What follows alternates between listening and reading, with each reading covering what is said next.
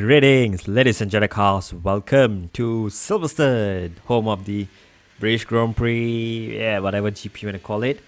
And this is going to be uploaded just a few days before the Monza GP track comes out. So this was on a request on one of your viewers here who has a Silverstone League race coming up. So thank you for bringing up the suggestion. Otherwise, I would have gone ahead and done Bahrain anyway. So if you have any upcoming league races in not so distant future, maybe you want that track guide out early, just let me know in the comment section so I can prioritize that over some of the unfinished tracks. And anyway, back to Silverstone here. What's important here is you need to know that two things. One, in this game, slipstream is kind of ineffective, right? It's there, but it gets ineffective. It's supposed to be stronger when you get closer to a car, but it doesn't happen. Two, there's too much dirty air in comparison to the amount of slipstream that you get, right? I think the dirty air is fine, it's just the slipstream is not good enough. And because of that, overtaking is a nightmare in any track in this game. So you will need very minimal downforce here in order to be quick on the straights to attack and to defend. And to begin your lap here, let's get into the basics here. So first things first, bring your tires up to about 80 degrees Celsius. These are the C4 soft tires for the qualifying. And take a normal line like you usually do. Use medium ERS for the entire lap, except overtake on the long straights, which we do for quite a bit here, down to 80%. And now into turn 1 here, you want to be turning in right after the 100-meter board, or as the exit road on the left hand side starts, right? So turn it a little bit early because it's quite bumpy on the way in and out. So you have to be tight on the apex on this right hander. Otherwise, if you run wide, you can actually lose easily half tenth to 1/10. And just stay tight on this left and get ready for this first braking zone and the end of sector 1. Voila! Not the end of sector 1, the first braking zone. They're down to third gear for the corner entry and brake in a straight line using 53 brake bias, lower if you want to, could be tighter a bit there, but never mind, carry the speed through. And now for this next left-hander, which I always struggle in all games. The turning in point here is, if you look on the right hand side where the black and white curb starts, and there's also a darker patch of track which you can follow through. That's the track you need to follow through. Just a mild tap on the brake, as you can see, about 5 to 10% only. Get the car turned in, but avoid touching the red and white curb, the black and white curb on this left here. And be early on throttle, let the car run wide, use up all the exit. And there you go. That is easy peasy sector 1 done. Easier said than done. Use up a bit more battery down to 65. And now get ready for the next braking zone at the end of sector 1. There's 3 references here. The black box on the right, the black tarmac which ends and starts with the blue part of the tarmac, or the 50-meter board. Choose which one suits you. Or the left hand side, there's a TV on the viewer stand, whichever you prefer. I prefer the 50 anyway. So just mild tap on the brakes, trail brake into the corner, and avoid this nasty little red part of the sausage, right? It throws the car off quite a bit. And on the exit here, you're momentarily full throttle in qualifying. And as you reach this purple part on your right hand side, pink depending on how your colors are set up, this is like your turning in point and a mild braking point here. And if you notice the same sausage curve that I told you to avoid, you can use that as a reference for this next right hander. There's going to be 5 of them from the entry till the exit.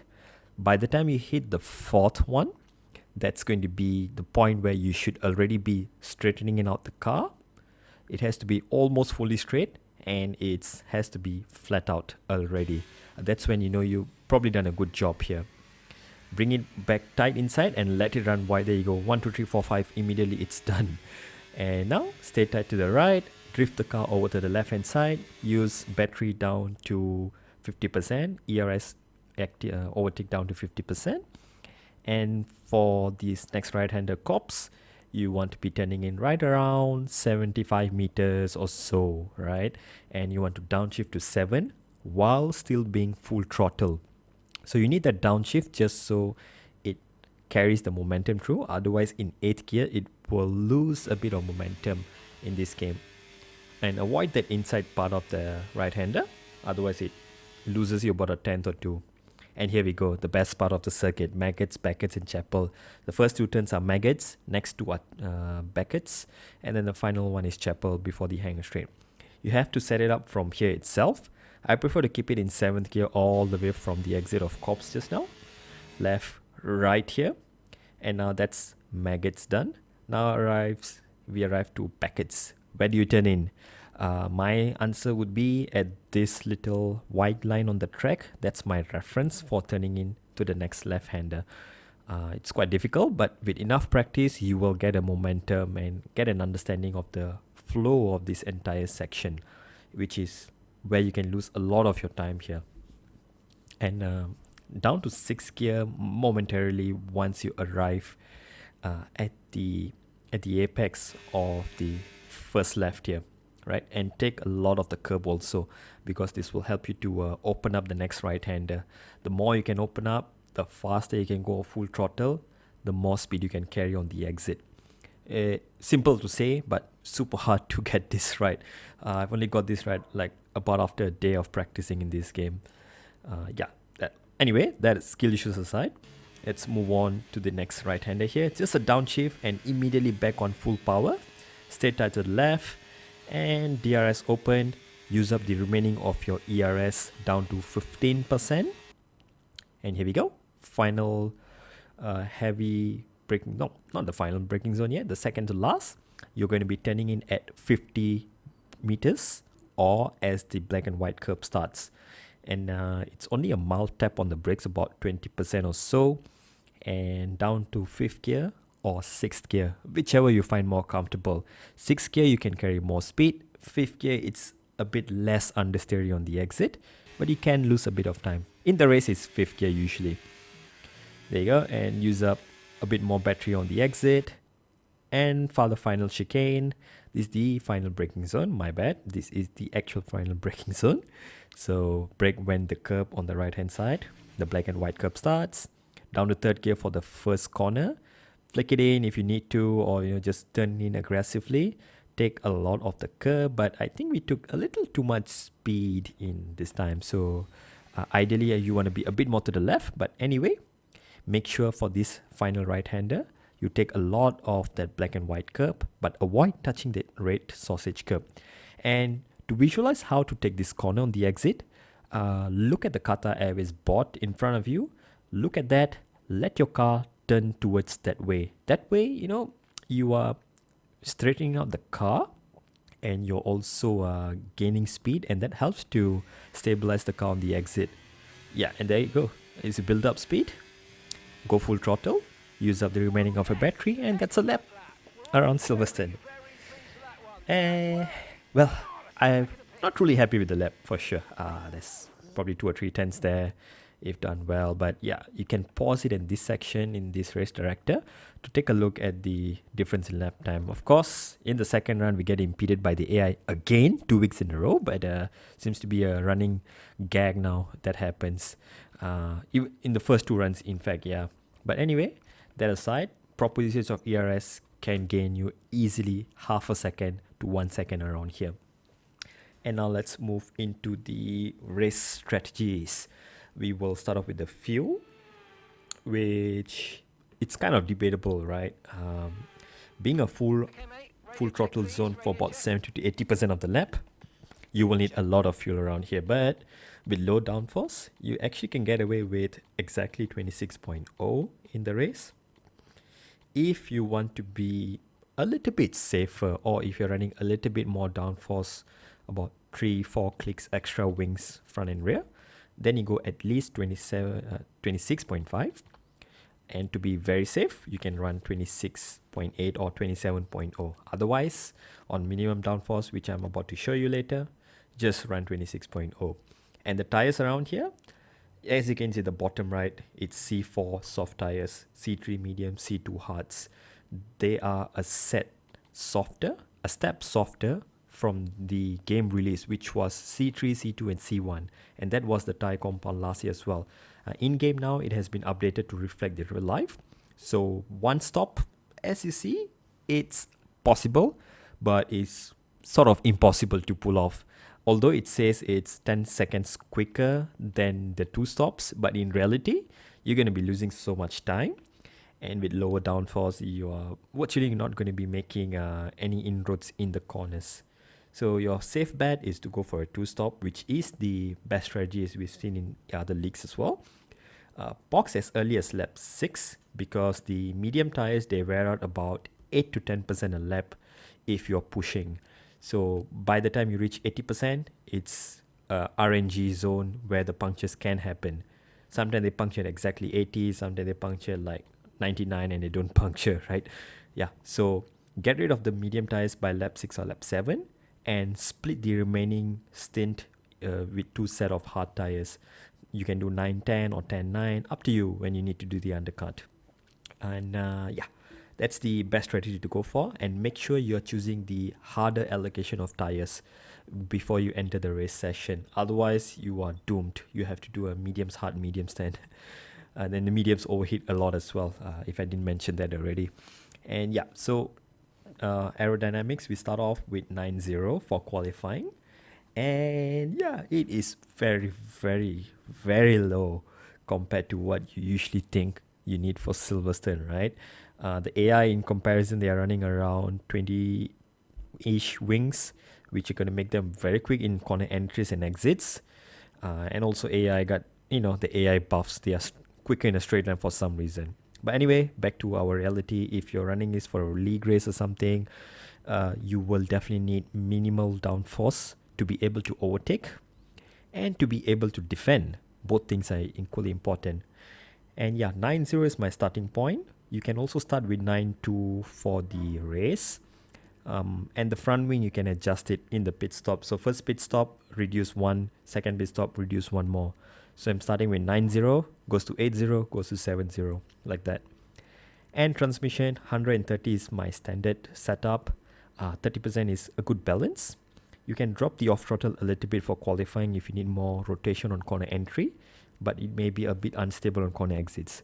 The higher you go, the more stable it is on the exits, but sometimes having too much understeer will cost you even more time.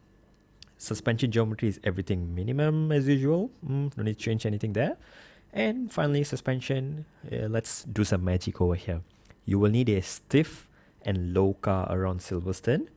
Despite it being bumpy, it doesn't actually affect your lap time too much, right? You can run a full stiff front suspension with 20 front ride height and you will not lose any time on the straights. You can also still go down to 18 or 19. Yeah, 18 or 19. Yeah, it's still okay for the front ride height. You don't lose time on the straights, but it becomes too snappy in certain corners, especially the slow corners. So you may find it a bit difficult to handle. So 20 is a good spot where you get good amount of ground clearance, good amount of stability, and good amount of front down force too. You can go up to 22 if you really need some stability in the car. If you are someone who abuses the curbs a lot, not like me, right? So I'm just staying away from the high curbs. As for the rear tires, the rear axle, you can run 1 on the rear suspension if you need more grip stability in the slower corners.